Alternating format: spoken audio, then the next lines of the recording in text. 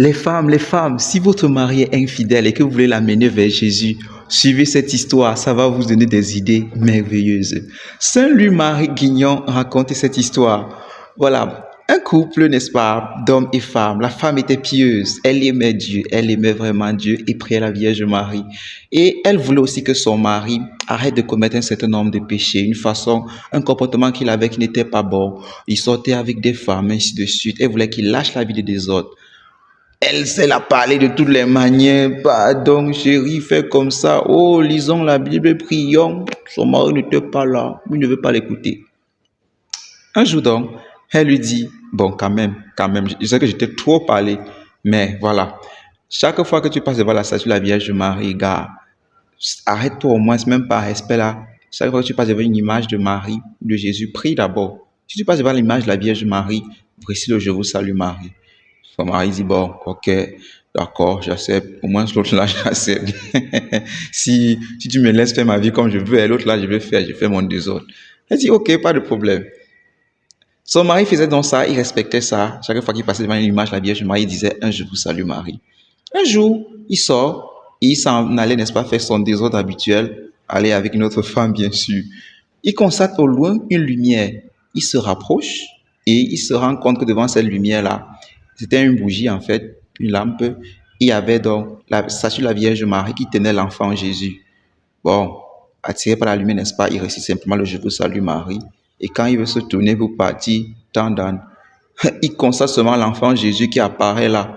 Et l'enfant Jésus a apparu en fait sous forme d'enfant. Il était couvert de plein de plaies, de blessures. Et vous savez, Jean 16:8 dit, le Saint-Esprit convaincra, lorsqu'il viendra, il va vous convaincre du péché, de la justice et du jugement. Donc le Saint-Esprit l'a convaincu en fait que les péchés, ce qui faisait causer les blessures de Jésus, c'était ses péchés. Et tout de suite, il a compris ça. Il s'est agenouillé, il a commencé à prier, Jésus pardonne-moi, il a compris que c'est ses péchés qui causaient ça. Jésus pardonne-moi, mais Jésus tourne le dos, l'enfant lui tourne le dos, ne veut même pas l'écouter. Or, la statue de la Vierge Marie qui était là, tenant l'enfant Jésus dans ses mains, commence à être animée aussi, un autre miracle, ça s'anime. Et tout à coup, il se met à parler à la Vierge Marie, il dit, Maman Marie, pardon, prie pour moi Jésus, il ne veut pas m'écouter. Et la Vierge Marie dit, vous, mes enfants, vous les pauvres pécheurs, vous m'appelez la mère de miséricorde, mais vous me faites tellement de mal, vous me faites de moi, n'est-ce pas, une mère de misère, et vous causez beaucoup de douleur à mon fils et à moi à cause de la multitude de vos péchés. Et la Vierge Marie dit, bon, j'accepte quand même la prière. Et elle se met donc à genoux, elle prie Jésus, l'enfant Jésus refuse d'abord. Elle dépose la statue de l'enfant Jésus qu'elle avait, et la vision de l'enfant Jésus qui était là, animé avec beaucoup de plaies, elle se met à genoux, la statue se met à genoux, la statue de la Vierge Marie. C'était vraiment un spectacle miraculeux pour cet homme-là. Et elle dit, Jésus, je ne bouge pas d'ici tant que tu ne prends pas en miséricorde cet homme-là. Tant que tu ne le fasses pas en miséricorde. Elle reste là, la Vierge Marie reste là. Et elle commence à prier. Jésus dit, bon, je ne peux rien te refuser, maman. Et c'est comme ça qu'il dit, il lui dit, dis-lui. Donc Jésus parlait comme si le gars n'était même pas présent. Et dis-lui de venir baiser mes plaies, faire un bisou, embrasser mes blessures. La Vierge Marie lui demande donc de s'approcher. Et quand il vient, il commence à embrasser les plaies de Jésus, doucement, en faisant des bisous. Les blessures la guérissent automatiquement. C'est comme si ses péchés s'effaçaient, quoi. Et finalement, l'enfant Jésus embrasse ce monsieur-là.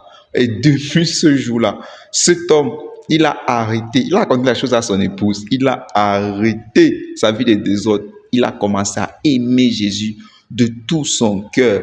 Et il a compris en fait, parce que c'est ça en fait la profondeur. Chaque fois qu'on commet un péché grave, qu'on commet un péché de manière générale, on offense Jésus, on blesse Jésus. C'est comme si on renouvelait les traits de sa passion.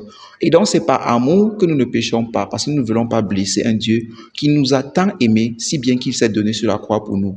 Jean 3,16. Voilà. Et donc, cet homme-là ne voulait pas offenser Dieu à travers ses péchés. Et étant en pleine reconnaissance pour ce que la Vierge Marie avait prié pour lui, il a gardé une bonne dévotion envers Marie pour le reste de sa vie.